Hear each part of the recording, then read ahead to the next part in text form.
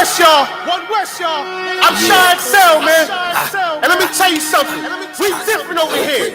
We big steppers. Let's go. Go get a big stepper. Hard body, one West rapper. Put on for my king, my niggas. Certified one West hitters. Whoa. Go get a big stepper. Hard body, one West rapper. Put on for my king, my niggas. Certified one West hitters. Whoa. Yo, what you say? No, we don't play you out your mind. Watch what you say, that type of shit could get you lined. And if you search, then let me tell you what you'll find. The city is mine. Just a mud who became the pick of the litter. Now my name ring bells when you talk to the hitters. Nice nigga, but don't make me transform like Thriller. Sam Cooke a nigga beat like I was born by the river. Go get her, you piss her, you get off of the shitter. Can't put you in the spot like you niggas are with her. Keep an eye open around for any nigga that slither. Cause it ain't no sunshine here like Bill Withers. Whoa. Fuck you know about this life I live. How you gon' talk to me like I ain't lose no rib, like I ain't lose no crib, ain't lose no kid, ain't sleep in my car and I ain't lose no gig. Shit, I never gave an order that I ain't did, and I ain't never take a fucking thing that I wouldn't give. Always kept it a bill, homie, I ain't fit, and if I had to go sit, then I just do my bid. Yo, my whole team full of steel beams we can't fold. Your whole circle full of some squares you can't roll. That's why we always take it to levels you can't go. Talk shit, but you can see me with these hands though. If it's a kill like Cyclops, these niggas wanna see me in Pine Box. Know that on my watch, got a better chance to rewind clocks when you quit nigga when time stops, bitch. Go get a big stepper, hard body, one West rapper. Put on for my king, my niggas. Certified one West hitters, whoa. Go get a big stepper, hard body, one West rapper. Put on for my king, my niggas. Certified one West hitters, whoa. This flow is award-winning. Torment them, bomb to death, I'm bored with them. Trash him, throw him away with the has-beens. Ice cold with the flow, I'm Alaskan. You was in the fucking jungle in the past tense. I be with the lions, they my friends, Carol Baskins. And like her, they'll never find a body. Tiger stripe tracksuit, feeling like Joe Exotic. Shit, I don't know what it is, but I know I got it. Feeling like Alonzo, surgical with the shotty. All you see is skull and bones, Illuminati. Probably I be the illest nigga to do it. I just talk shit on the beat and they call it music. I just come provide you with heat, remain the coolest. You ain't never been in the street with all the shooters. I was sipping yak with rioters and looters. Gotta keep my boots laid, shoot straight. Run up on you with the loose 8 in a screw face. It's bad out here, my style effortless. 2 hands hugging a Ruger, so affectionate. Lot of suckers don't want war, I'm respecting it. Biggest stepper, snatch your plate, the hood starving. Cause they got beard shoe trades like James Harden. Straight from NY to Philly, we still mobbing. Go get a big stepper, hard body, one West rapper. Put on for my king, my niggas. Certified one West hitters, whoa. Go get a big stepper, hard body, one West rapper. Put on for my king, my niggas. Certified one West hitters, whoa. Whoa. Whoa. Whoa. Whoa. All right. Clap it up. All right, it's the Israelite School of Universal Practical Knowledge. Started out at 1 West 125th Street, Harlem, New York, under Commanding General YAHANNA. It is Monday, the history breakdown class, where we break it down line upon line, precept upon precept, here a little, there a little. We are back in our deep dive in Genesis. We are at Genesis 45. All right, so in the story, Joseph been testing the spirit of his brothers, you know what I'm saying, to see if their spirit is of the Lord or if they still have the same spirit that they had when they betrayed him, and basically, try to play a practical joke on them, but the joke was on them because their brother ended up getting kidnapped, sold into slavery, rose up as a slave, got accused of rape, got thrown in prison, got rose up in prison, you know what I'm saying, and then got called out of prison to Pharaoh to interpret his dream. Once he interpreted his dream, he let him know the Lord told him that you got a hard famine coming for 7 years, and you need to prepare. You're gonna have 7 good years. You're gonna have 7 bad years, and those 7 bad years gonna be as if the 7 good years had not existed.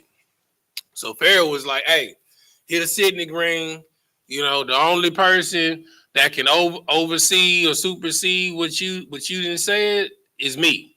You know what I'm saying? You are my voice. So whatever you tell them to do, they gonna do." So when the famine came, they, the people, they was like, we can't take the famine. What are we gonna do? Pharaoh was like, "What y'all come talk to me for? Go talk to Joseph." You know what I'm saying? So they came to Joseph. Joseph opened up the storehouse. That he been collecting. He been taxing them heavy for 7 years. And he giving them ears of corn. So his brothers came to try and buy some corn. They didn't know it was Joseph, but Joseph knew it was them on site. You never forget the person that got you sold into slavery. You know what I'm saying? You never forget a person that lined you up and got you arrested. You know what I'm saying? You never forget a person that snitched on you and got you fired. You know what I'm saying? You never forget a person at an administrative office that got you evicted from your apartment complex. You never forget the face of the opposition. It's just unfortunate because the scripture says that a man's foes is of his own household. You know what I'm saying? Because those are the ones that will test you the most. You will not get your biggest tests from those that are outside that I need to be on guard when I see this brother. Or I need to be on guard when I see this sister. No, it's going to be your children. It's going to be your siblings. It's going to be your parents. You know what I'm saying? It's going to be your closest friends and confidants. Those are the ones that will test your willpower. And brother, Joseph was tested. You know what I'm saying? From the age of, what was it, nephew? 17? How old was he when he was 17, right? Yeah, from the age of 17 to 30 years old, he was in prison. You know what I'm saying? He was a slave or in jail. You know what I'm saying? The old Creole, not Creole word. Yeah, the old Creole word is you would call that boy a zombie. You know what I'm saying? Because that boy was lifeless. You know what I'm saying? He was not a person. You feel me? And all this was the cause of his brothers. So when he saw his brothers, he had conflicted emotions. He was like, man, these my brothers, my kinsmen, according to the flesh, the sons of my father. The ones that I wish would have came and got me. But these are the ones that got me caught up. You feel me? So he started, inquiring. You know what I'm saying? Like I said in the previous class, you got to be wise as a serpent, harmless as a dove. To get the information that you need, you have to seek out the truth. You understand? You don't ever just take things for face value. Is my dad still alive? You know what I'm saying? Well, he didn't say his dad. Well, what country do y'all hail from? Oh, we're Hebrews that dwell in the land of Canaan. Okay. Y'all got a father? He's like, yeah, well, yeah. Your servant, he's still alive. He's serving you well. You know what I'm saying? Is this all of your brethren? Well, it's one that isn't with us anymore, and then one that is with our father. So within that line of questioning, he's got to understand that his little brother's still alive. You understand? And his father's still alive. So he didn't play, tricks and games with him.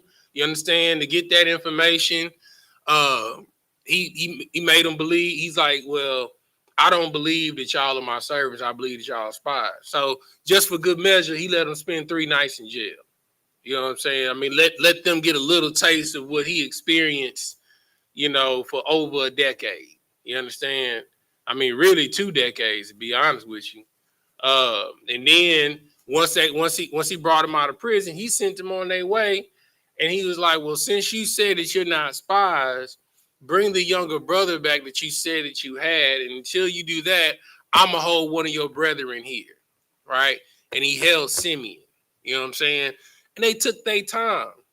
When they got back, they wasn't in a rush to come back and get Simeon. You know what I'm saying? It was until the grain ran dry that they bought. You understand? and then their father sent them back. So we looked just on the map. You know, by we put by bicycle, you know, so that's close to we can get to a camel because they was riding on caravan of camel. It was a 3 days journey. You understand, from where they were in Egypt to get back to the land of Canaan. So we know it took a minimum of 6 days to get there and get back. We don't know how long it took for them to deplete the grain in between that time. This whole time, Simeon is in prison. You understand? Under order of his younger brother Joseph, that he don't know is his younger brother. You understand? So they plead with their father. Their father relinquishes Benjamin, the younger brother. He said, but you better make sure you bring him back, because if not, if he don't come back, I'm gonna give up the ghost. You know, he's the youngest son of my favorite wife.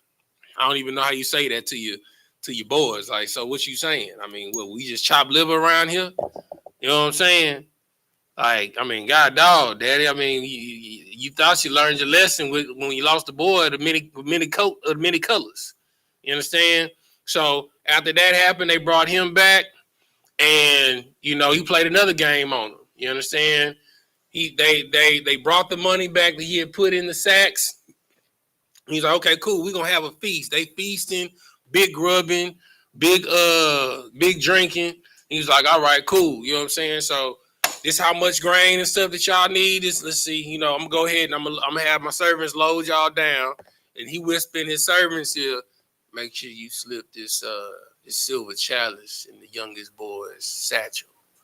And once they leave, go and seek about my satchel. You know what I'm saying? With my chalice in it.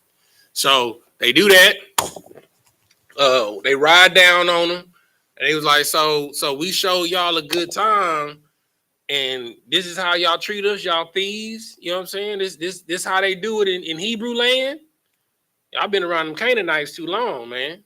You know what I'm saying? So what ends up happening is, you know, Judah, you know, emboldened, he was like, we brought money back to you, so why would we steal anything? I tell you what, if you find what you looking for in any of the satchels, let that man be your slave. So they go through, rummaging the sacks. Guess what? It's found in Benjamin. He lose his mind. You know what I'm saying? So when he get back, he want to have a word with Joseph. You know what I'm saying? And he's like, look, take me for the boy. You know what I'm saying? Because my father, if we don't return back with him, he gonna die. And that's where we are in the story. We at Genesis 45:1. Whoever got it, go ahead and read.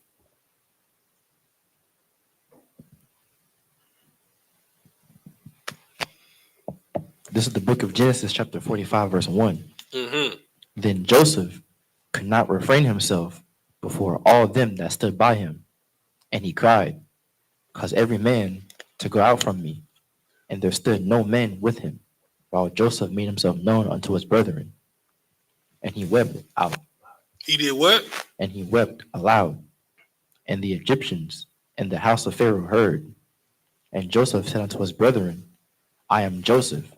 Doth my father yet live? Now imagine how loud this man is wailing. It said not only Pharaoh heard, you know, Pharaoh got his own chambers afar off somewhere. You know what I'm saying? He said Pharaoh and all the servants heard him. You understand? Imagine Pharaoh back there with one of his handmaidens, you know, doing what he's doing, drinking wine. And he hear, man, ooh, he's like, what the hell's going on around here? What is this moaning I'm hearing? You know what I'm saying? And he just, in the spirit of brotherhood, which is what this class is going to be about, he reveals himself to his brothers. Read. And his brethren could not answer him, for they were troubled at his presence. Mm-hmm. And Joseph said unto his brethren, come near to me, I pray you. And they came near. And he said, Sapar, give me Genesis 50:20. Go ahead, keep reading. And he said, I am Joseph, your brother, whom ye sold into Egypt. Mm-hmm. Now therefore be not grieved, nor angry with yourselves. Say that one more time.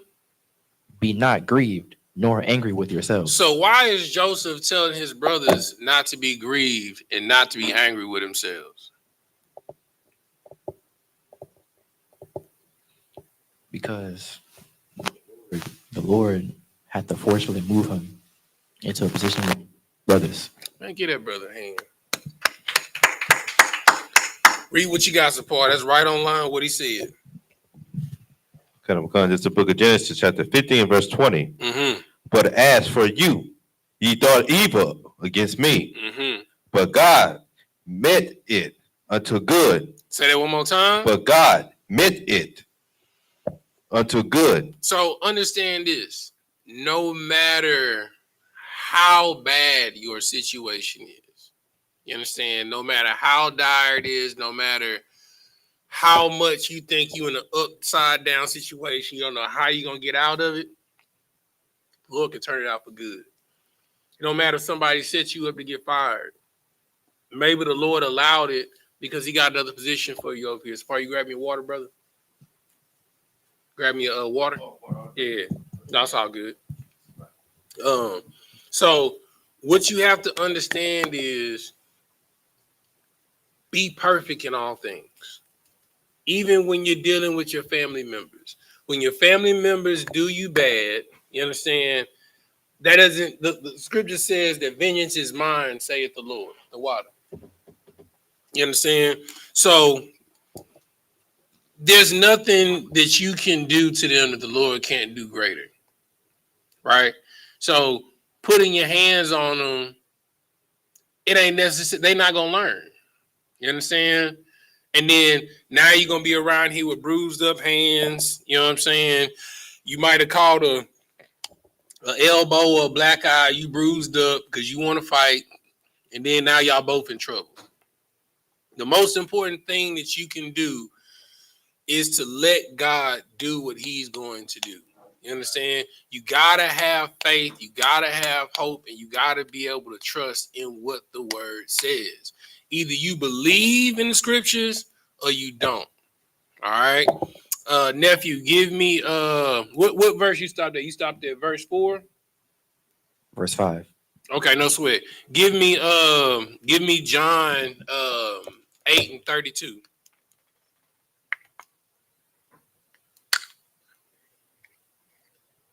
And when you got to go ahead and read it. This is the book of John, chapter 8, verse 32. And ye shall know the truth, and the truth shall make you free. Say that one more time. And the truth shall make you free. This is why Joseph was wailing, right? Because he was burdened. He was burdened at the fact that he could not reveal himself to his brothers because he couldn't necessarily trust them yet. And when it got to the point to where he couldn't play the game, he couldn't play the dozen, you know what I'm saying? He couldn't trifle around with him anymore. He gave up the information. He felt unburdened. That's why he was moaning. That's why he was wailing. That's why he was in such travail when he embraced his brothers, talking about, it's me, I'm your brother, it's Joseph. And like his brothers were shook. Like, what? How are you? But that's what happens when you are following the law, statutes, and commandments. Give me, since you and John, give me John 15 and 13.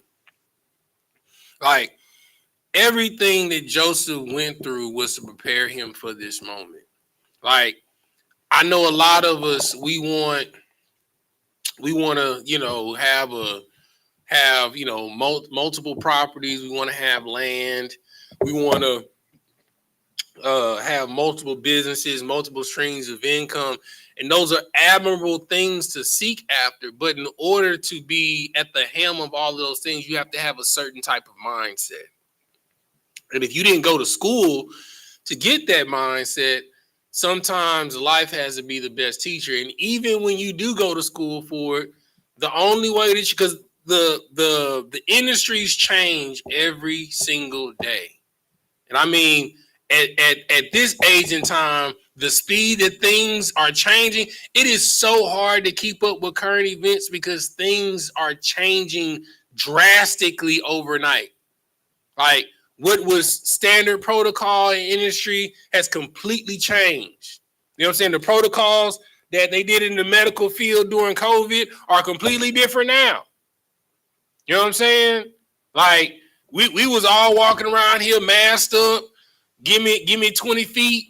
You know what I'm saying? Don't breathe on me. You know what I'm saying? Like if you went back in time, like you would think we live in some type of toxic wasteland the way people was covered up and walking around. People making their own spacesuits. You know what I'm saying? So they don't have to touch the outside air. Like people was crazy. It was a crazy time to be alive. You know what I'm saying? We got quarantine babies, all of that stuff. It's the quarantine generation. You know what I'm saying? But you have to go through things in order to be prepared for what is to come. No CEO became a CEO overnight. Like the best way to be the best owner and the best person to run a company, you have to know every facet of it. You have to know what it's like. You understand? So you know how to lead. Go ahead and read what you got for me, nephew. This is the book of John, chapter 15, verse 13. Greater love hath no man than this, that a man lay down his life for his friends. That what? That a man laid down his life for his friends. There is no greater achievement that you can do in your life than to lay down your life for your brother or for your sister. What Joseph did, if Joseph's life was not forfeited and sacrificed, he would not be in a position to save his family. Because the only reason why the Egyptians are even entertaining these Hebrews the way they're entertaining, you think Pharaoh would have brought them into his house to wine and dine them? Hell no. It's like they even said it when they sat down the first time. Like the Egyptians ate and drank separate away from them because it is against their law to be seen breaking bread with Hebrews. Because in their eyes, they're beneath them. They're beneath their station. So imagine even Joseph being elevated second unto Pharaoh. Even then, he was still, well, I can't say the word. You know what I'm saying? But it rhymed with jigger. You understand? That's why I be trying to get y'all to understand. It don't matter how much money you got to them, you still a jigger. Not that for Facebook, that's JIGGA. You know what I'm saying? So you'll never rise above the status quo of your people. And you need to remember that. And they will remind you at every turn. Remember, I told y'all last class, LeBron James is worth $1 billion with all of his endorsements. When he wanted to stand for what happened for Big Floyd, for George Floyd, they told him, shut up and dribble. Ain't nobody asked you for social commentary. We pay you to make us ooh and ah the way you dribble and dunk the basketball. Just shut up and dribble. Nobody asks you your thoughts on what's going on in politics and in government. You know what I'm saying? So this is the mindset that you need to have. In order for anyone to elevate, in order for any people to elevate, it takes a sacrificial lamb. The reason why we're not in a better condition as a people, because nobody wants to bite that bullet and sacrifice their life. Nobody wants to everybody say, you know, I want land, I want property, but don't nobody want to be the person to save up to get the first acre. And then when you get the first acre, to till the land. You saying you don't want to eat these GMO foods and all of this stuff that they processing, you understand, and just trying to kill us, you understand, in these food deserts, but you don't want to do what's necessary to grow your own food. You don't want to do what's necessary to dig your own well, to have your own fresh water supply. The only way a nation gets built is somebody has to turn over earth and start laying the pillars for the foundation. But it takes work. And the only way that's going to happen is You have to be willing to do the thing that is no greater love. You have to be willing to sacrifice your life for your brother, for your sister, for your friends. All right. Nephew, give me what I want. Give me Ephesians 5:2.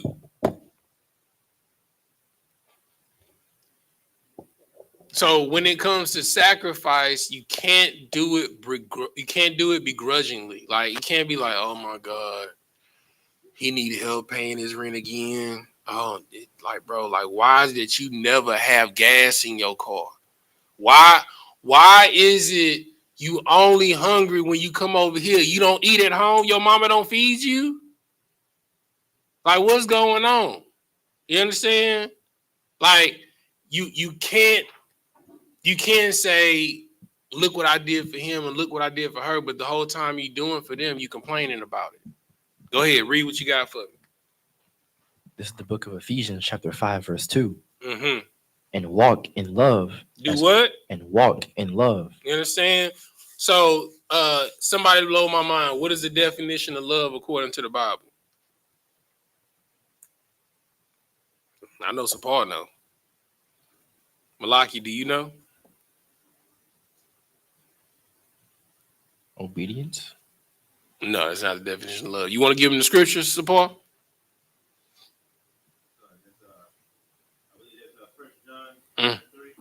Start at verse 2. Go to 1 John chapter 5, and then you're going to go to verse 2. And you're going to read the 3. This is the book of 1 John chapter 5, verse 2. Mm-hmm. By this, we know that we love the children of God, when we love God and keep his commandments. So this is how you know you love one another, that you keep the commandments. And then it says it's not hard to keep the commandments. All right. That's how you know that you love one another. So what that means is, I don't care how you feel. I'm going to tell you the truth. If you're right, you're right. If you're wrong, you're wrong. And I'm going to tell you. You understand? That's how you know that I love you. Keep reading. For this is the love of God, Mm-hmm. that we keep his commandments, and his commandments are not grievous. Okay, so that's the definition of love. And it says, first it tells you this how you know you love one another, right? That you keep the commandments, right? And then it says, and this is the love of God, that you keep the commandments and it's not grievous, because when you keep the commandments, you live a life and you live it more abundantly, because you're not riddled with diseases from dietary problems. You're not riddled with diseases from STDs. You're not having the threat of murder hanging over your head because you're not a thief. You're not an adulterer. You're not a murderer. You know what I'm saying? You're not a liar. You know what I'm saying? So when you walk around, you don't got to be looking over your shoulder to the left or to the right, because you know you're living a clean life. So you can live it without burden. You're free. You understand? So go back to where you were in Ephesians 5:2. You understand? It said the first thing that you got to do is walk in love. So now that we know what love is, so that means you have to walk in the commandments. All right, go ahead, nephew. And walk in love, as Christ also hath loved us. You understand? So walk in the commandments also as Christ kept the commandments to us. Read. And hath given himself for us an offering and a sacrifice to God. You understand?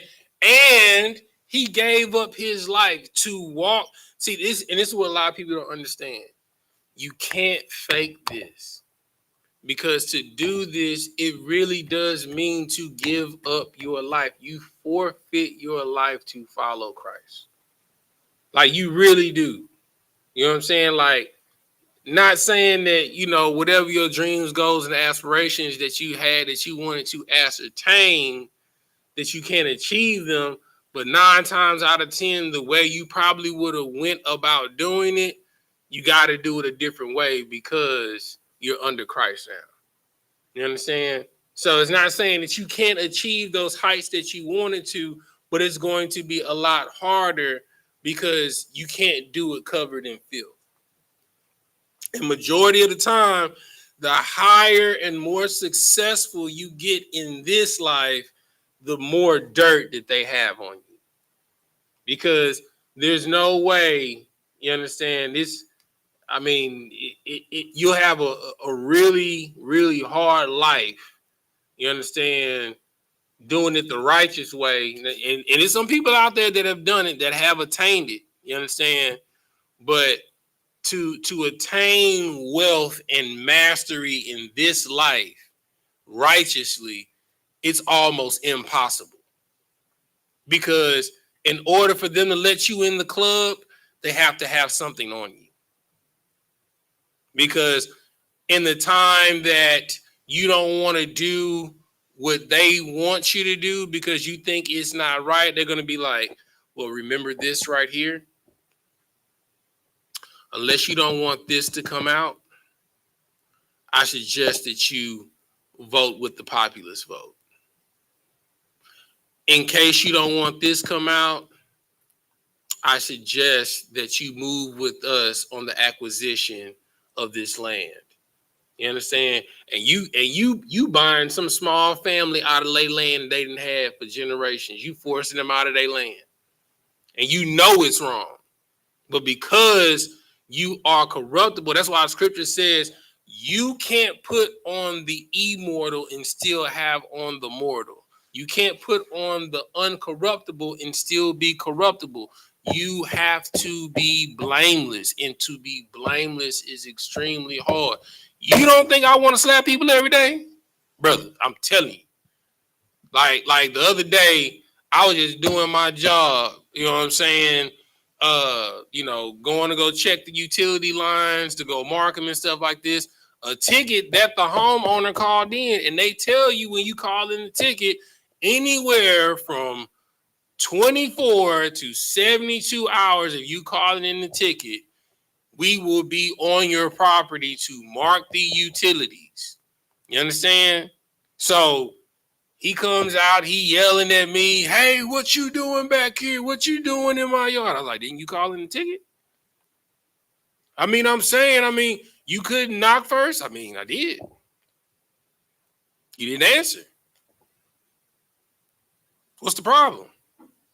I'm just saying, I could have, hey, I just yelled back, hey. You know what I'm saying? When I started talking to him and repeating the stuff that he's saying at the tone that he's yelling at me at, he feels stupid. You have to be on par all the time. You understand? Keep reading.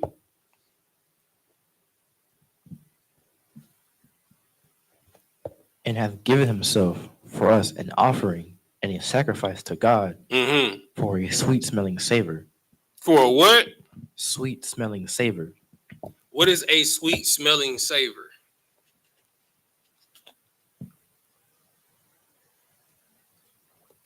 You ever barbecue before? How you know somebody barbecuing? It smells good. Cause of what? It smells good. You know what I'm saying?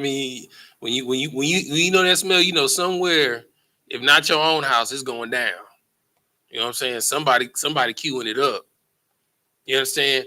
And Christ is the perfect sacrifice. You understand? So imagine the best barbecue that you never had in your life. And when they was cooking it up on that pit and you was out there playing, you know what I'm saying? Or you was wherever you was, or you was coming home. Just imagine you coming home and you walking down the driveway. You like, man, bro, somebody doing their thing, bro. It smell good. And you walk in your house and all you smell is smoked meats. You know what I'm saying? The finest sausages, the finest beef patties, the finest chickens. You know what I'm saying? Like the finest smoked salmon. Your house just smoked out. You know what I'm saying? And you just walk in the kitchen, you like, oh my goodness. And you walk in and your wife just finished making a potato salad. Oh, it's going down. You know what I'm saying? With a fresh thing of red Kool-Aid with the lemon slices in it. You understand? A delectable meal, a delectable sacrifice. Like to know that somebody slaved for you all day for when you came home. Somebody thought about you. That's what Christ did to the millionth power. He slaved his entire life to be perfect for you, just so you would be able to get into the kingdom, so you could have a shot at having an eternal life, so you would be able to have a line to the Father. You understand? All right. One more scripture and we'll jump back into it. Give me 1 John. That's towards the end of the Bible, close to Revelations, where he was reading the definition of love. 1 John 3:16. Read that for me.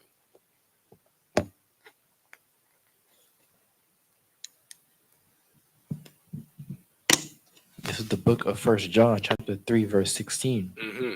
Hereby perceive we the love of God, because he laid down his life for us. Because what? Because he laid down his life for us. This is why parents get upset at children that are disrespectful, because of the sacrifice. You don't know what it takes to raise a child. You don't think your parents want to go out and have a good time? You don't think your parents want to stay up late? You know what I'm saying? And chill and party, possibly play video games, be up, chilling with their partners. But they can't do that because they have to be responsible for you.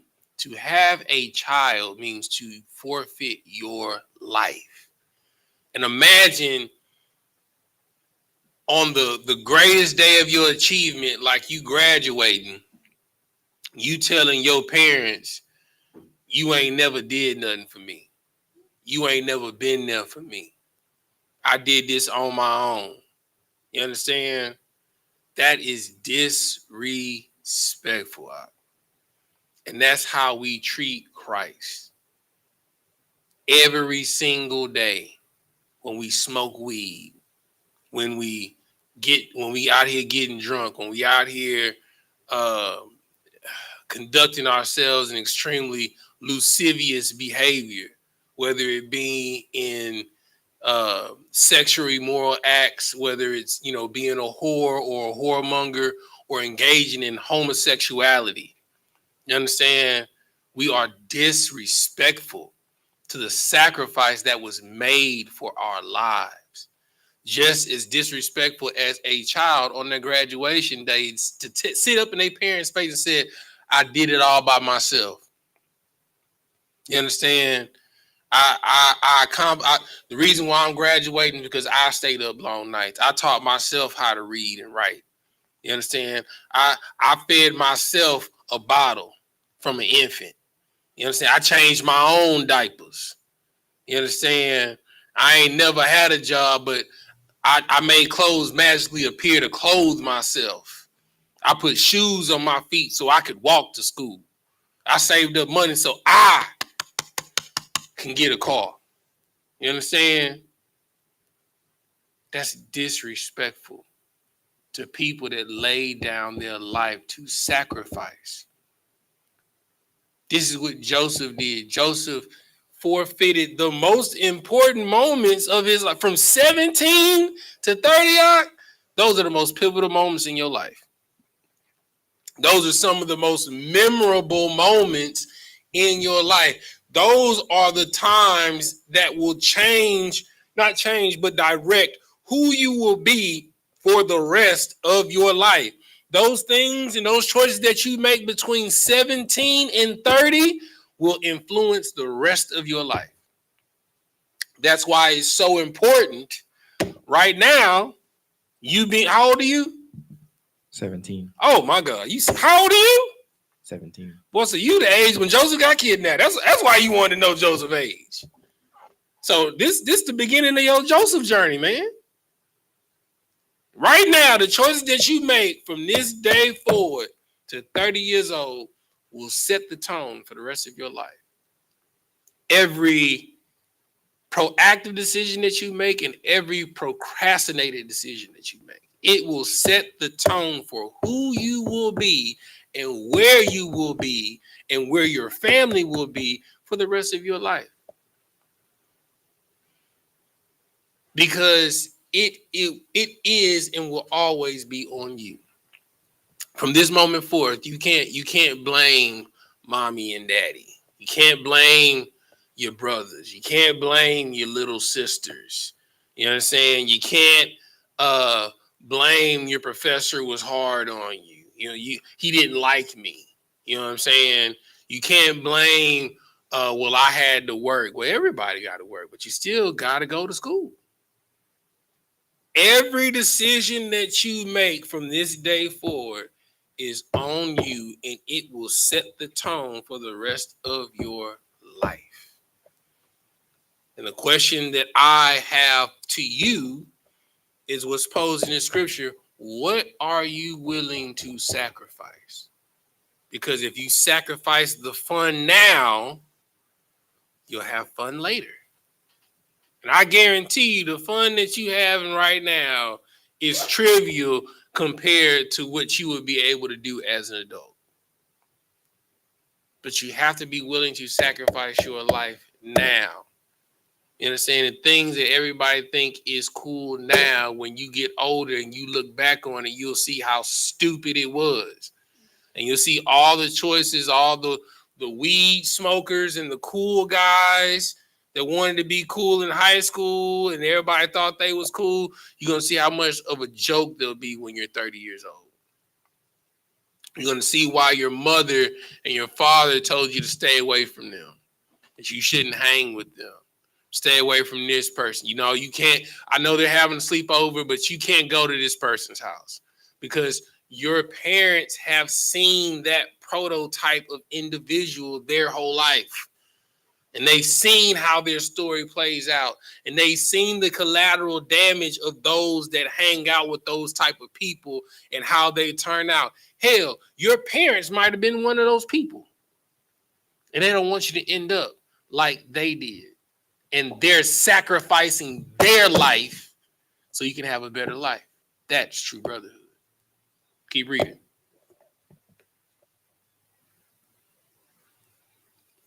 Because he laid down his life for us, Mm-hmm. and we ought to lay down our lives for the brethren. So, if you are a follower of Christ, prepare to forfeit your life. If you really believe in Christ, your life does not matter. What you want does not matter. That's not to say what you desire you can't have, but it's not the most important thing. It's not saying that we can't go to Aruba. It's not saying that we can't go to Tulum. It's not saying that we can't go to Egypt and Israel. It's not saying that we can't go to Bali. We can't go to the UK. You know what I'm saying? It's not saying that we can't go fishing. It's not saying that we can't go skiing in the French Alps. You know what I'm saying? But the deliverance of our people is precipice. It's paramount. It's quintessential. In other words, it's extremely important. So when you take care of your people, they will take care of you. You can't call yourself a follower of Christ and Christ sacrificed his life and you're not willing to sacrifice a Sabbath to go to camp in another zone. You're not willing to give up when you get off work to come up here and set up, you know what I'm saying? Or make sure that the school is clean for the next day tomorrow. You understand? Or if you're off during the week to help Officer Gabawar and them and go set up for the food drive to feed your people. Because The first and greatest commandment is to fear the Lord thy God with all thy heart, with all thy mind, and with all thy soul. The second is likened unto it, to love thy brother as thyself. If you were in a dilapidated condition, you would want someone to have provisions to give to you. That's why we do it. That's why we give. That's why we pay tithes. And if you can't pay tithes, that's why you give your time. Time is the greatest sacrifice that you can ever make because you can't get that back. What are you doing with your time? Ask yourself that on a weekly basis. How much time am I giving to service of the Lord? What can I do to be of service? You have to be willing to sacrifice your time because this is what builds up your spiritual escrow account. So when it comes time to where you want to take out a loan, you want to refinance, you know what I'm saying? You want to draw out against the equity of the spirit that you've built up, you have room for a deficit because you've invested. Now, like, people think of the Lord as some metaphysical genie. It does not work like that. You know what I'm saying? If you give, you shall receive. The more you give, the more you receive. The more time that you give, when you need time and you need help, that time will be given back to you. When you go help people move, when you need to move, it might not be the same people you wouldn't help, but you'll get the help that you need to move. You understand? When people are hungry and you feed them, when you short and you need some money to fix you food for the week, it's gonna come from somewhere. You have that is, it's not magic, but I guess you can look at it that way, but it's not. You know what I'm saying? What you reap, you will sow. You understand? Joseph forfeited his whole life so that his family can live. This is the mindset when you what's the two things every man is in this school? You remember? A king and a priest. A king and a priest. You understand? For the sisters, you a princess and a daughter of Zion. You understand? Both of them equally mean the same thing. You are royalty and you are spiritual. But you got to be aligned with the right spirit. There's a lot of spirit out here. You know what I'm saying? They got the Allah spirit. They got the Buddha spirit. They got the Krishna spirit. They got the Obatala spirit. They got the Yemiya spirit. They got the Oshun spirit. You know what I'm saying? They got the Papa Legba spirit. You know what I'm saying? They got the Oludumare spirit. You know what I'm saying? What spirit are you aligned with? In order to be aligned with this spirit, you have to be perfect. And what it say, nephew? It's not grievous, right? You understand? Like Joseph went through it. You know how hard it is, bro, to be convicted of something that you're innocent of? To be taken to jail and you've committed no crime. Because that's what it means to be a slave. You go to jail, you go to prison. You committed no crime. And then wherever you've been sent to, you raise up to be the highest trustee. And then the warden's daughter comes and she takes a liking to you every time she comes to go visit her daddy at work. And she wanna sleep with you and you choose not to sleep with her. And she tell the warden, he tried to rape me. You know what I'm saying? Now they send you to max prison. You in triple max. You know what I'm saying? Lockdown. Only 1 hour of sunlight a day. You in your cell for 23 hours. You in 23-hour lockdown. You only get 1 hour out of your cell a day. And even in the midst of that, you still rise up. Because you're perfect. In order to get the Lord's favor, you got to go through hell. because he has to know that he can trust you. And the only way that happens is he has to see you in every single situation. You understand? For men, he got to see how you act with women. For sisters, he got to see how you act when you get the attention of men. He got to see how you act when you get new money.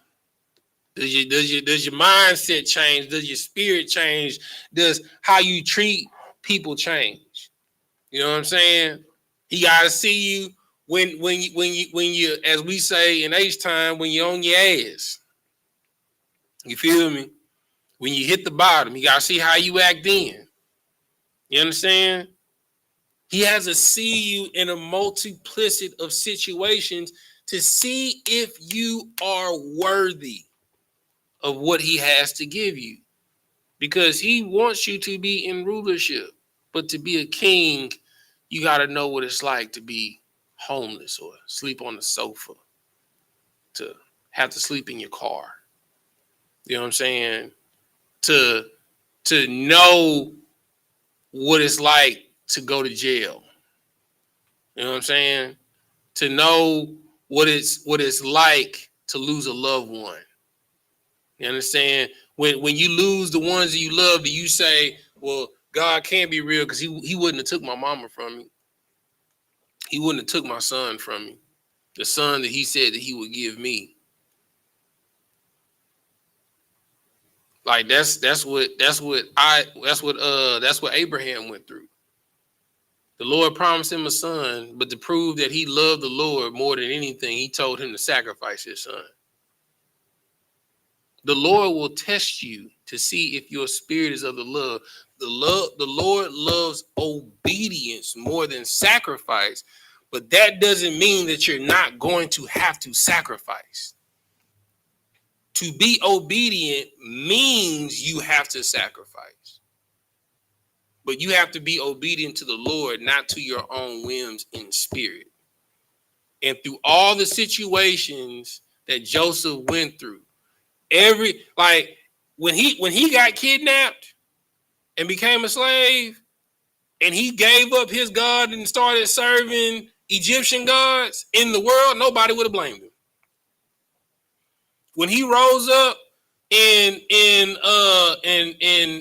Potiphar's house, or the ruler of the army of Pharaoh's army, when he rose up in his house, and his wife accused him of rape, and he got thrown in prison. If he would have gave up the Most High and started serving Egyptian gods in the world, nobody would have blamed him. Because what God would allow that to happen to you? But the Lord wants you to be faithful unto death, Isupk. Because those that are in the truth knows that death is not the end. If you believe death is the end, shoot, go ahead and be like BBL Drizzy and go YOLO. You only live once. And see what that gets you in this life. You might end up on OnlyFans. Salakia. trying to get popularity for $1. ODing on likes. You know what I'm saying? You out here dopamining for the attention of the people out here, for clicks and likes, for views. That's crazy. Come on, man. Like the new currency is views, clicks, and likes. It ain't even money. It's attention. It is the illusion that you're doing something instead of you going out here and actually doing something worth being looked at. Like, all you being draped in Fendi, Louis, and Gucci is making the fashion houses of Lindy, Gucci, and Louis more wealthy. Why don't you build your own fashion house? Since you love Birkin bags so much, Why don't you go take a tour to the Birkin factory in Italy and see how they fashion their leather? See what it takes for you to create your own. That's our problem. We want to keep up with the Joneses, you know what I'm saying? And we still in bedrock with the Flintstones, and we creating the Jetsons above us. You understand? In order for the Jetsons to live in the sky, it got to be somebody on the grounds working in bedrock. It got to be. You around here, you know, Fred Flintstone and Wilma and Rags, you know what I'm saying, and George Jetson and his wife, they living in the sky because you on the ground. And Rags, hoping for the sky. But know that they can't dwell up there without you tilling it. So why don't you till it for yourself? Till it for your people, first and foremost. All right. Let's get back to it. Verse 6 in 45.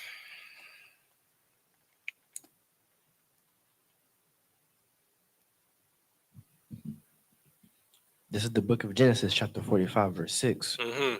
For these 2 years hath the famine been in the land, and yet there are 5 years in which there shall neither be earing nor harvest. And God sent me before you to preserve you a posterity in the earth. He said what? And God sent me before you to preserve you a prosperity in the earth. You understand? So in this moment, Joseph realized all the pain and the affliction that he went through was worth it. But just a chapter ago, he was praising the Lord to forget his family because he thought his family forgot him. And he said all the pain that he went through was worth it. I got a new job. You know what I'm saying? I'm making $100,000 a year. I don't got to spend none of my money because I'm on per diem. You know what I'm saying? And I write the checks for the CFO and the CEO of the company. So whatever I say, go. And then the CEO, he done took a liking to me so much, he done gave me his daughter to marry. I done got a new job. You know what I'm saying? New money, new clothes, new wife. Who this? You know what I'm saying? Well, forget my family. And then lo and behold, first day on the job. You know what I'm saying? When it's time for me to actually do the work that I got hired for, guess who done rolled up in here asking for food stamps? My brothers. That I said, thank the Lord for delivering me from them.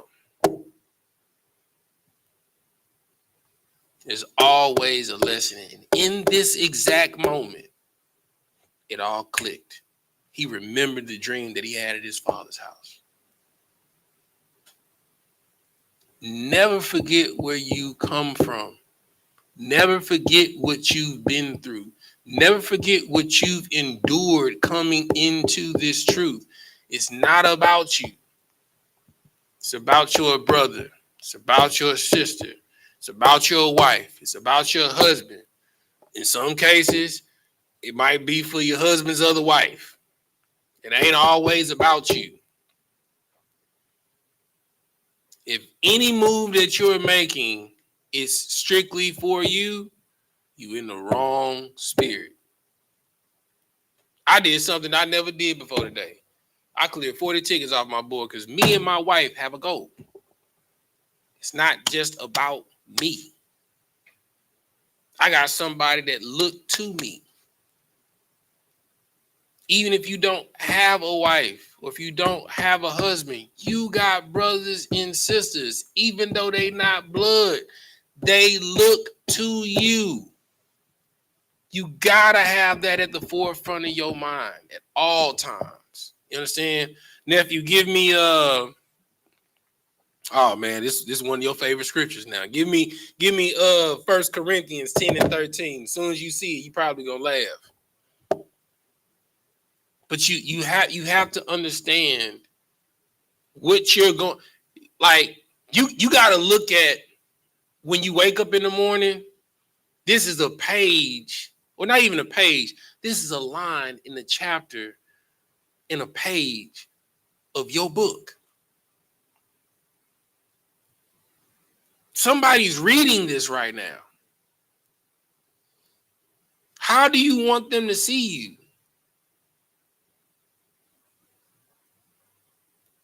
Like, are you a NPC?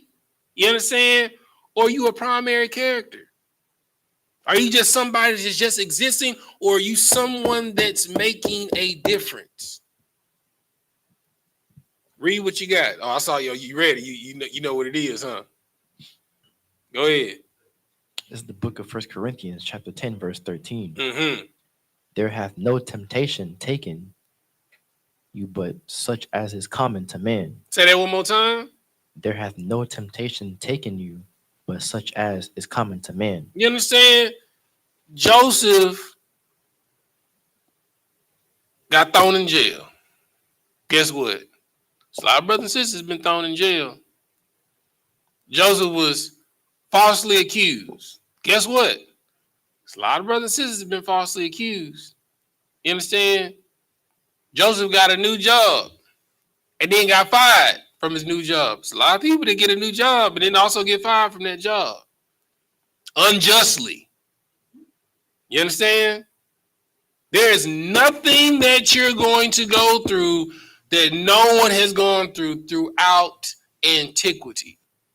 The difference is how you react to the problem. You understand? You're either going to be faithful or unfaithful, but you have to make the conscious decision of who you're going to be. Like, this is a movie. I tell people all the time, you are the main character and the supporting actor or actress in your story. You're the main character in your life. Like, prime example, I'm the main character in mine. I'm a supporting actor in my wife's life. You understand? You have to have that mindset. It is your story, but it's also Sapar's story. It's also Monica's story. It's also Ali Ashaba's story. It's also Malakwa's story. You know what I'm saying? It's also Kalapak's story. You understand? It's also Mariam's story. It's everybody's story. You have to be considerate of that. You can't be so focused on your story that you forget to support someone else in theirs. Because remember, no matter if you're watching Game of Thrones, remember, it's the 7 kingdoms. But those 7 kingdoms don't exist if the Tullys don't help the Lannisters. If the Lannisters don't help the Baratheons. You know what I'm saying? If the Baratheons don't help the Starks. You know what I'm saying? If the Starks don't help the Targaryens. You understand?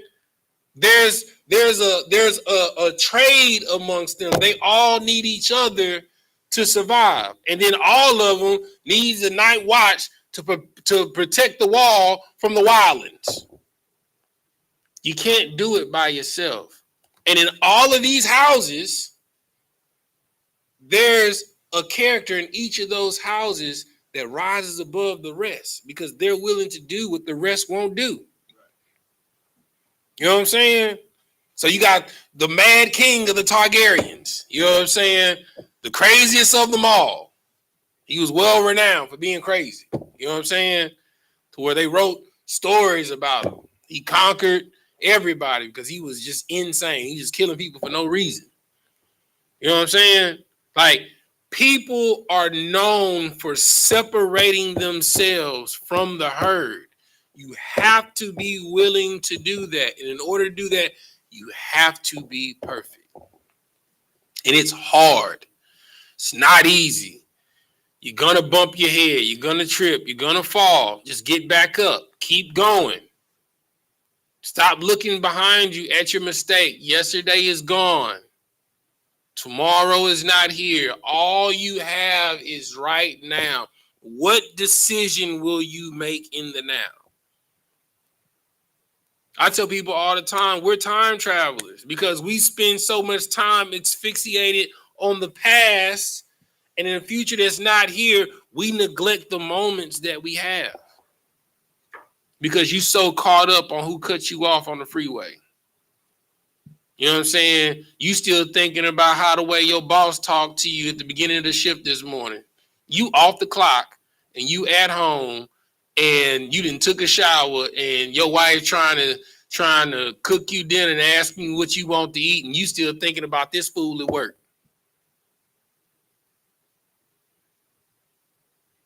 Be present because that's where heaven is. It's here in the moment. Each decision that you make in the present, it creates the future. Because you can have an idea of what you want in the future, but if you're not making the right decisions in the now, that's irrelevant. You have to be perfect in the now. Joseph was perfect in the now. He was conscious, making righteous decisions in the now. In his mind, he had no future, but he knew he had a God. He knew his God wouldn't abandon him. And that's the mindset that you have to have in every situation that you go in. Because no temptation is common to man. You understand? Keep reading. But God is faithful. But God is what? Is faithful. Uh-huh.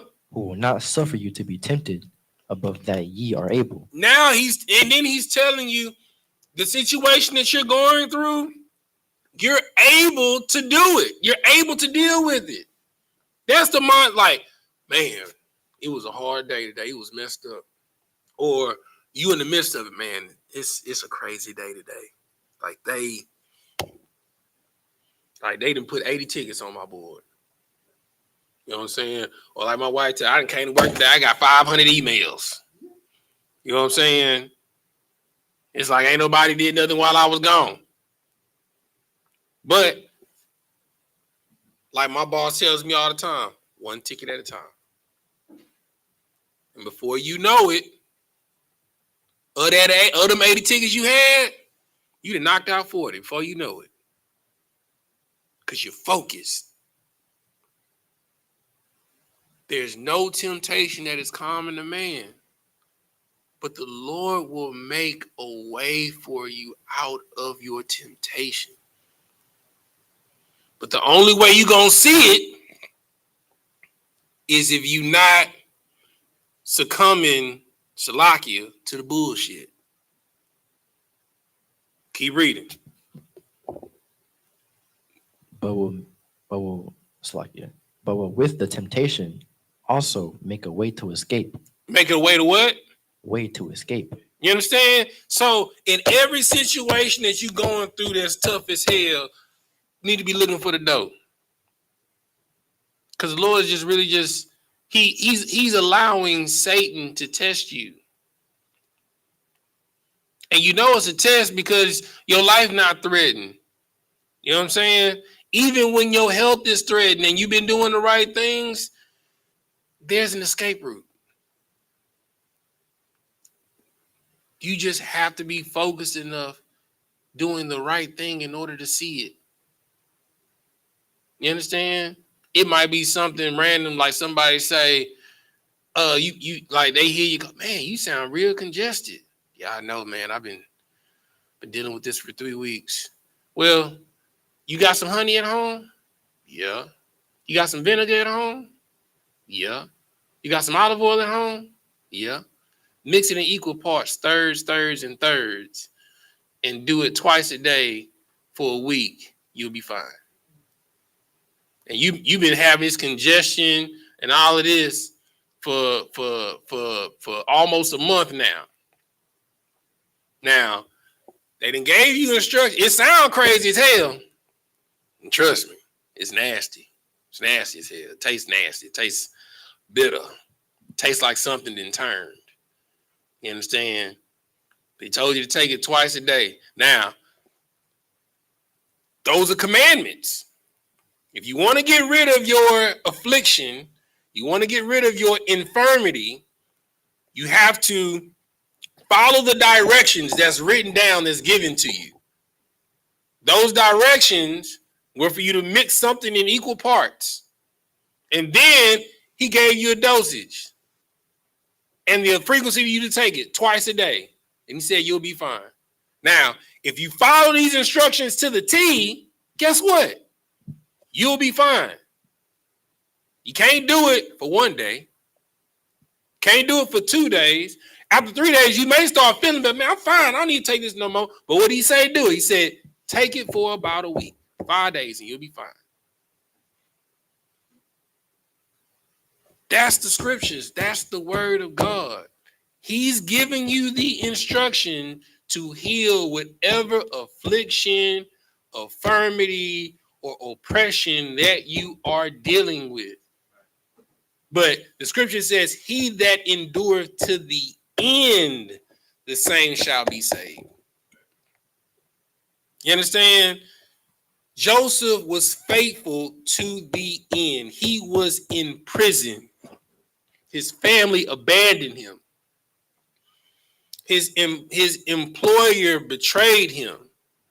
You understand? He was lied on. He was cheated by people who he helped get out of prison. He just told him, hey, bro, when you get out, look out for your boy. You know what I'm saying? But in everything that we read, one thing that we did not see that Joseph did was complain. He didn't complain. He just kept walking. He accepted his fate. He accepted his situation, and he was in the moment. He just dealt with it the best way that he could. That's what you got to do. And then when it comes back around, those people that betrayed you, I know the sweetest thing that would be to be like, remember when you did this to me? You good. Next. That would make you feel amazing. But perhaps the Lord is bringing it back around for you. It's a two-part. That's a double entendre lesson, and most people miss it because they so asphyxiated on the revenge. But the scripture says, when your enemy is hungry, feed them. When they are thirsty, to give them drink. And it will be like reaping coals of hot fire upon their forehead, because they will be mentally dismayed because they don't understand, why is he helping me?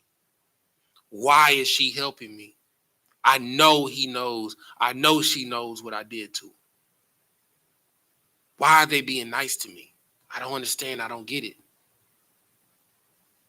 Because the lesson is for them and it's also for you. But not only is it a lesson, it's a test. Will you pass or will you fail? And the ultimate test in every lesson, it's always brotherhood. It's always sisterhood.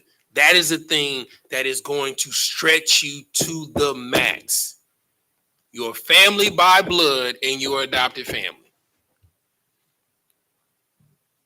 Because the family you choose is the one that's really thicker than blood.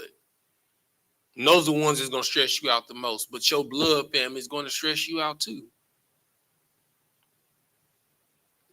But the ultimate test in every situation, every hard thing that you've gone through is boiled down to two things.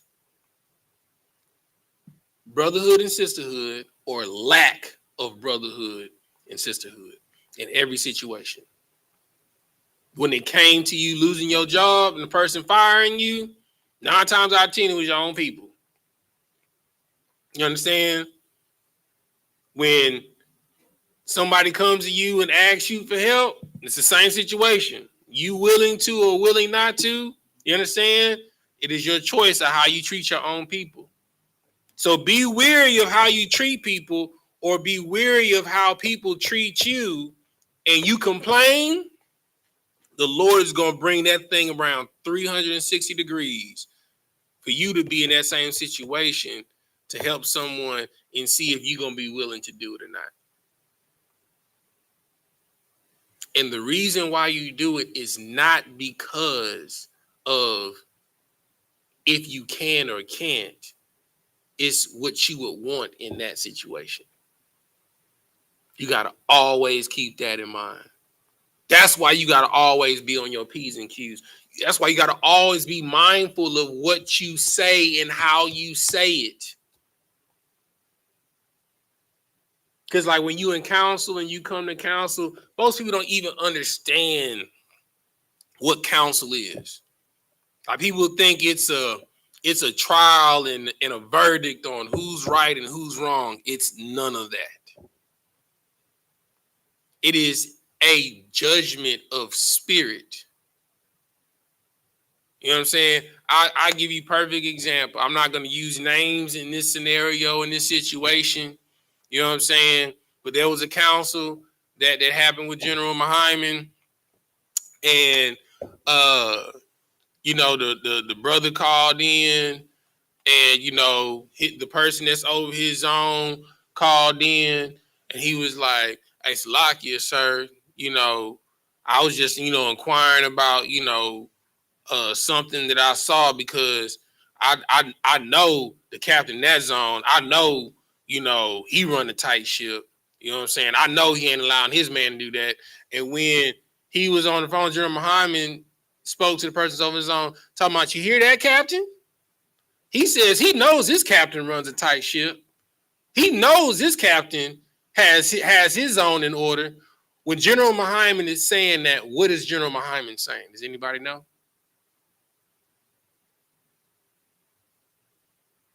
When General Mahyman said what he said about this other captain's zone and how this other captain's zone, he knows that that captain's zone is in order, and he knows that he doesn't allow stuff to go down in this captain's zone, and he was saying that to his captain. What is General Mahyman saying to that captain over his zone that he said? What is the spirit? Does anybody know?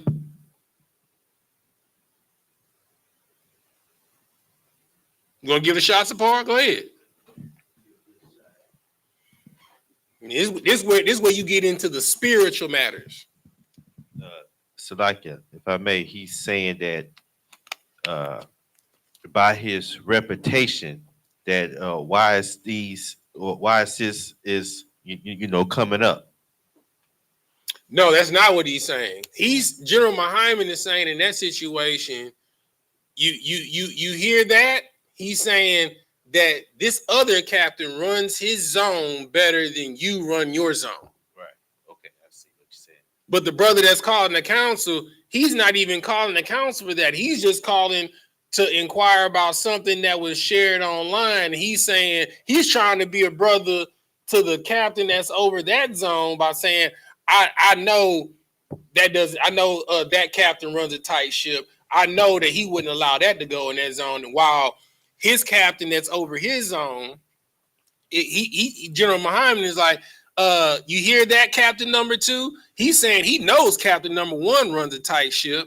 He knows Captain number 1 don't allow stuff like this to go down in his zone. Right. So basically he's saying, you're not doing a good job. You're not doing a good job in your zone, Captain number 2.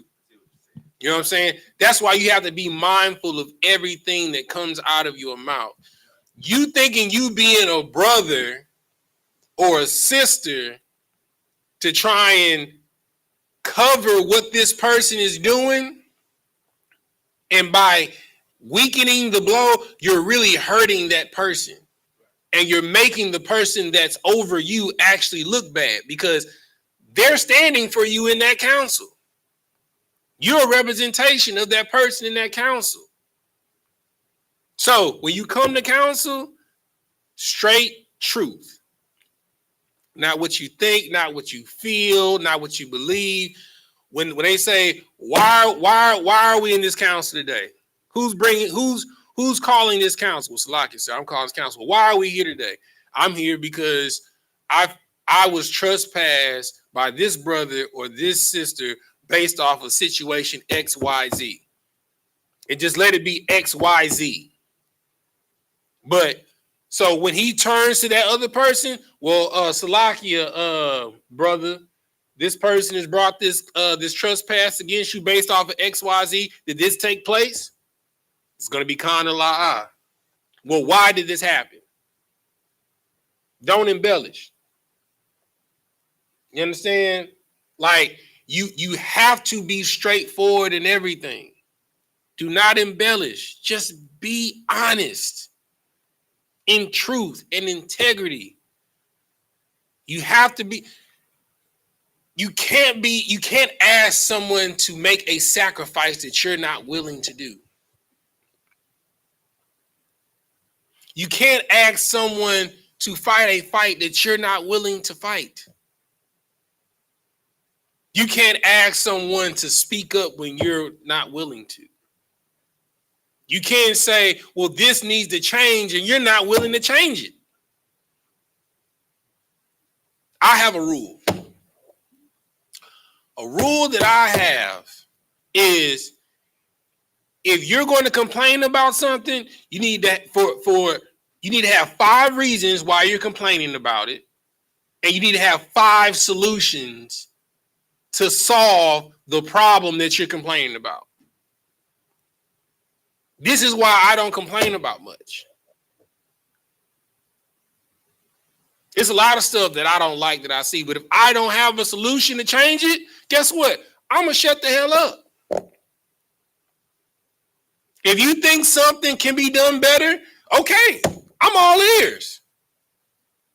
Oh, nothing? Well, until you figure something out, shut up.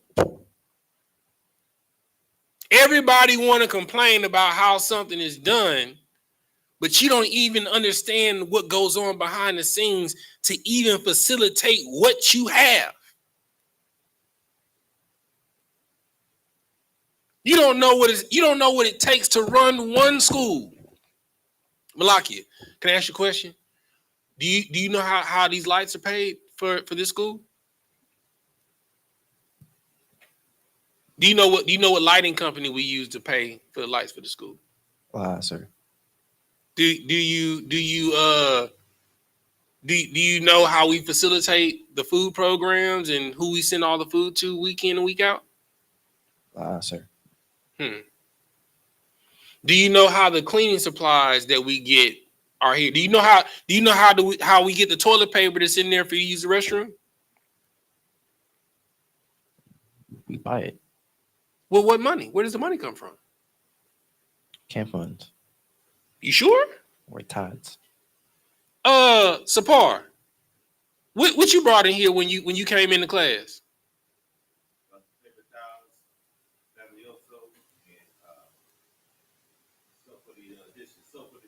Did that come out of your pocket? Oh, wow. Guess that wasn't camp funds, was it? So, Paul, was that a sacrifice for you, Ak?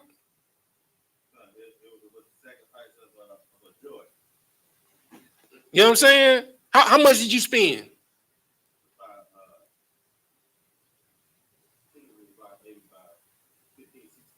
15, 16 bucks. That's a meal at Burger King. That's a meal at Chick-fil-A. So you sacrificed a meal to make sure that it was things to facilitate to clean the house of the Lord, correct? So without people sacrificing, this house doesn't stay clean, nor does this house get built.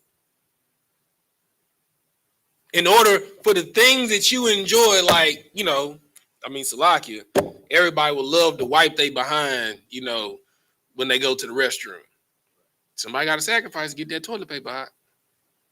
You know what I'm saying? So the question you have to ask yourself is, what sacrifice are you making? I know we complain about the smell going into the bathroom. Hey, you free. You walk to the bathroom. Why don't you change the cat litter? You know what I'm saying? Because that's the smell that you smell going to the restroom that smell like ammonia that's burning your eyes. The problem is we think somebody else is going to do it. If Joseph would have complained, his family would have died. If Joseph, when he would have gave the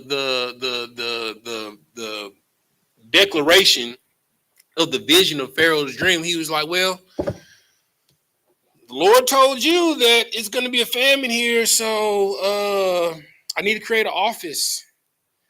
And this office, and he's naming off, this person is going to be the second highest in the land, you know. And he said his servants that have been by his side, he was like, oh yeah, I've been holding him down. I know he's gonna choose me for this position.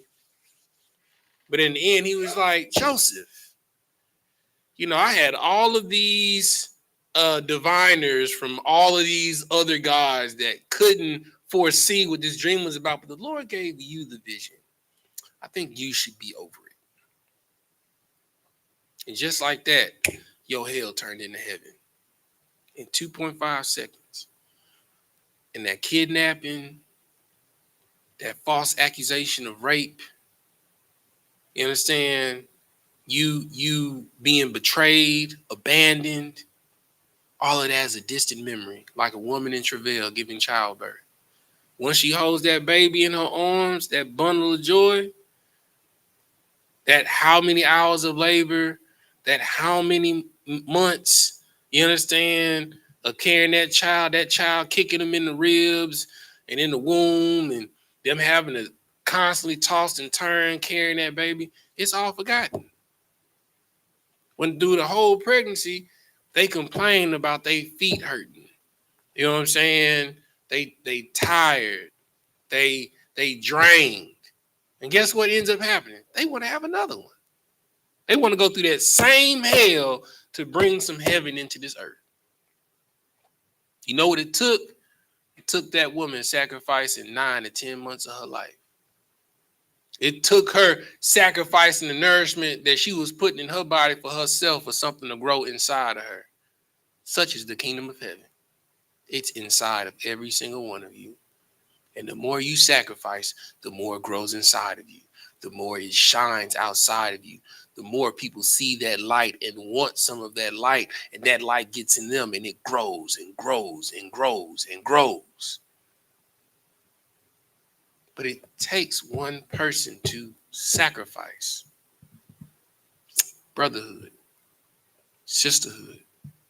So before you complain, before you talk about someone, before you think that you can do better, show us. Show me better than you can tell me. If you think I can do it, if you think there's something that can be done, do it. If you think someone can do better, show them how they can do better. If a brother smells or a sister smells, get them some products so they don't smell instead of talking about them. You understand? It takes sacrifice. If you see something out of place, instead of saying this is out of place, hey, let me put it in place.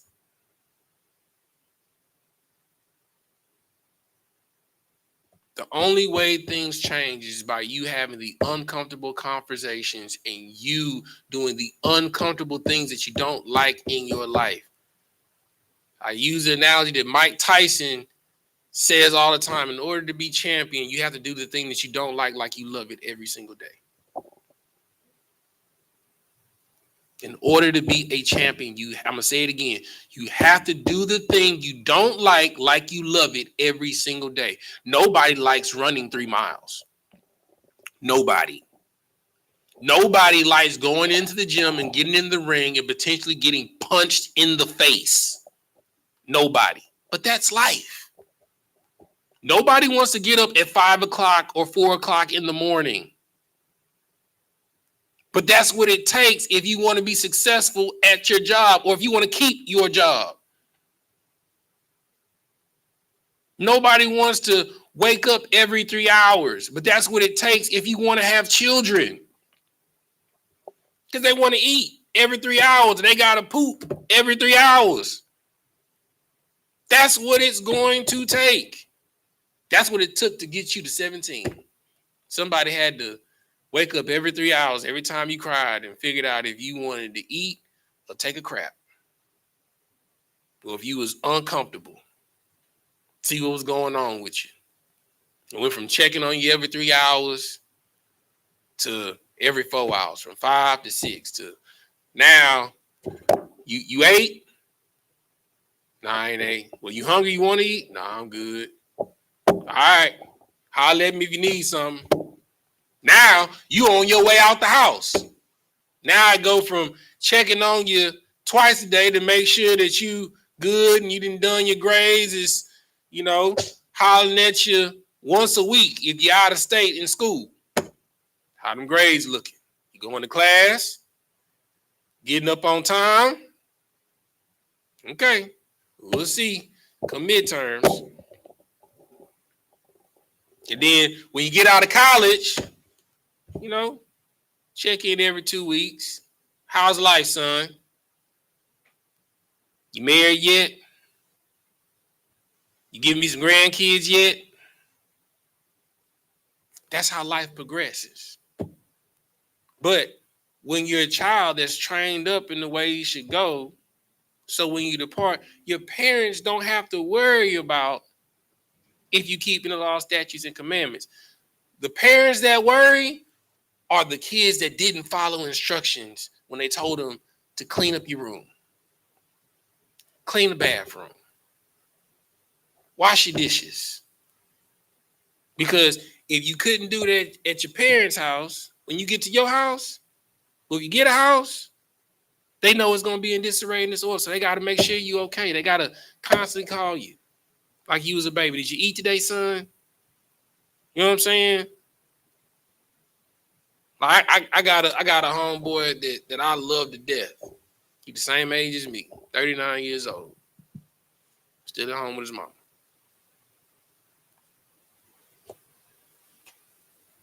And what he eat is still depicted upon what his mama make. You know what I'm saying? You got to grow up. Nobody wants to grow up. They want to be Peter Pan. They want to be a kid forever. You don't get rulership by being a child. Right. You have to do the thing that nobody likes to do. Work. And to be a ruler, you have to make sure everybody else works. Nobody really likes their supervisors. They tolerate them. They might be cool with them, but it's some times where they ask you, I know we said that we was gonna get off at 5 today. Nobody going home till 7:30. I used to hate that when I worked at the department stores. When I was a kid and I worked at department stores, it's like, look, I know it's holiday season, y'all. You know what I'm saying? Go ahead and get your mind right.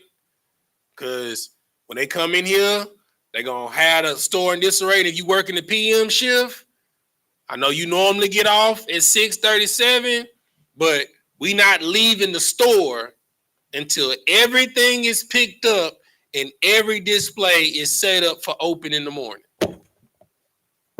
Brother, I don't know if you've been in department stores during holiday season, but at the end of the day, in that dressing room, it's clothes everywhere. In them aisles, it's clothes everywhere. Displays look crazy. You understand? Stuff is out of order. And they got to look perfect for opening. And you didn't just work a shift, your normal shift till 7. And by the time y'all done finished cleaning up, it's midnight.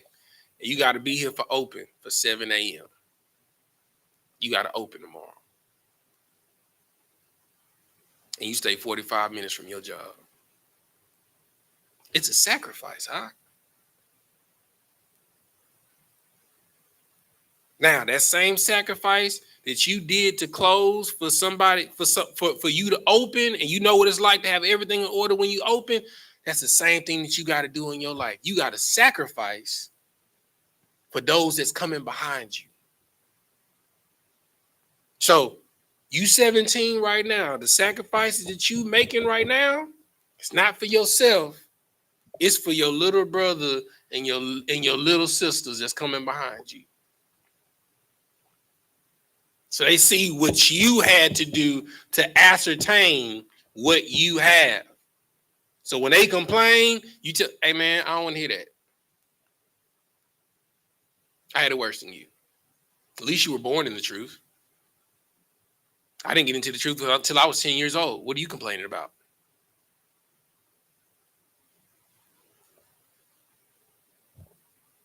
You have to set the tone. And the only way that happens is like Joseph. You have to sacrifice your life. All right. Anybody got any questions?